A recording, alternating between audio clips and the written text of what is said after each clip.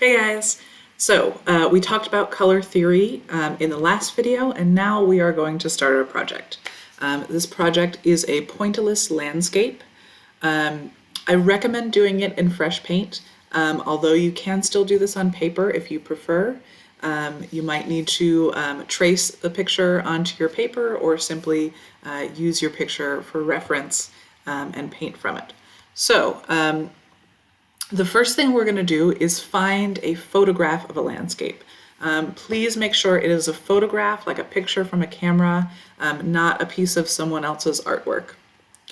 So I'm going to go to a Google image search. I started with just the keywords landscape photography. You could also search for anything specific that interests you. Do you want a picture of Puerto Rico? Do you want a picture of the desert? Do you want a picture of the ocean? Any picture of the outdoors is acceptable. So you're just gonna scroll through, find one you like. I like this lovely picture of the Northern Lights. I'm going to, once I find it, right, I click on it and it appears big over here. On this larger image of it, I'm going to right click, right? So your mouse or your trackpad has two buttons. Usually you click on the left one. Right now I want you to click on the other one on the right side. This brings up a menu. You're going to choose Save Image As. Okay, I want you to make sure you put it in your pictures folder so you can find it later and call it something you will remember. Save. Now I'm going to come back to fresh paint, and this is the important button here. All right, this is the import an image into your painting. Okay, this yellow rectangle with an arrow. Click on that. Photos. Find files.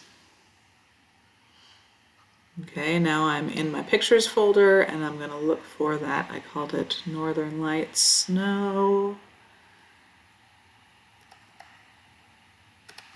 Okay, open. Perfect, start painting. All right, so now I've got the picture on my canvas and I'm going to start painting over it. So a finished project has none of this photograph showing through. It will be all your own paint, your own work. So the first thing I want you to do is choose one color in your picture. So you can use this color selector. Right, so this pulls a color out of your picture. Choose this bright green. And I am going to look for all of the places where I see this color. And so where I selected it from is kind of the obvious place, right? There's a lot of this color right here. And where it is like pure color, I can add enough dots to really cover the whole picture, right? Because again, our goal is to cover the whole picture. And I'm using dots, okay? We're trying out pointillism, which is a technique in which you use only dots, not strokes, right? So I'm not doing this. I'm adding dots of color. And as this color dissipates, right? So over here, it's not exactly the same color as it is here. So I'm still using this color, but I'm using less of it. I'm spacing them out more, right, as this color fades. I could also reduce my brush size so I can kind of space this color out more. And I want you to challenge yourself to really look hard at the colors in your photo. Where can you find this color? Right? Where else do you see it? Even if it's just a subtle hint of this kind of light green color. Think back to that color mixing challenge we did, that online game.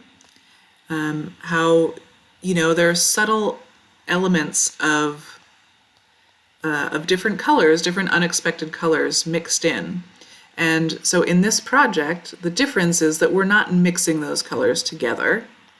We're using something called visual blending, right? So we're putting tiny dots of those colors next to each other, and then when you step away, when you look back at the whole picture, your eye kind of blends them together.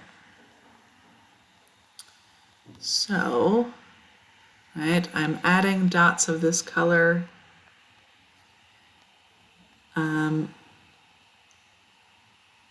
In any place where I see the slightest hint of kind of a light green, and I'm spacing them out where the color is more subtle.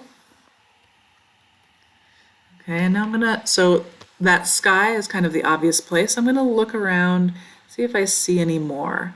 You know, I think I can see kind of hints of it reflected in the snow, both on the ground and in the mountain, but it's not very strong. All right, so I'm going to spread out my dots. I'm going to use small dots.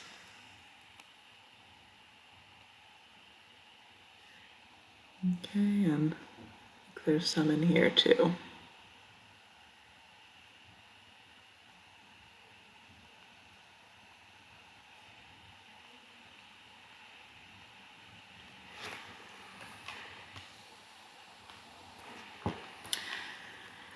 I would also like you to think about, let's see, where is this?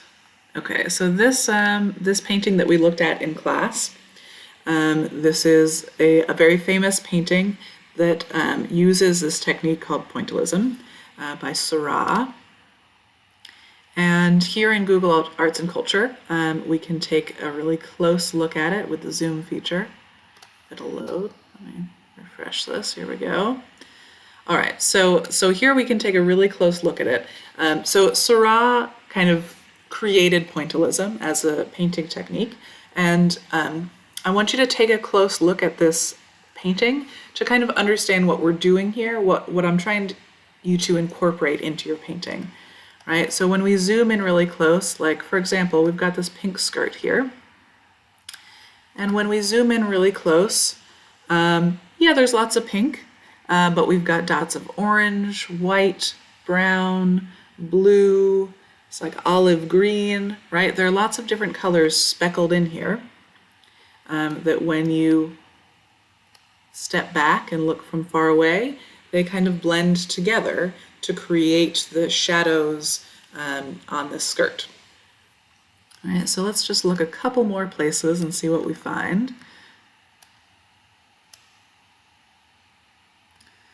So this man is wearing kind of a reddish-brown jacket, and on the lighter side, where the light's coming from, right, we see some orange, some pink, some brown, some kind of burgundy. We also see some like dark blue, kind of teal colors. We've got some pink, some purples, and then as we get to that side with the shadow, there's a lot of blue there, a lot of blues and purples, as well as some lighter colors, some whites, right? A lot of different colors kind of speckled in there. You get to the top, it's even more blue, including some light blues. All right, so I want you to think about this as you're painting your landscape. Really try and stretch your eyes, you know, really look hard, zoom in, look at all these different colors you can find and kind of speckle them together. Because when you zoom out, it makes for a vibrant and interesting, you know, movement. It really adds something interesting to your painting to have those unexpected colors speckled in. It adds this kind of vibrancy. All right, I will see you in the next video.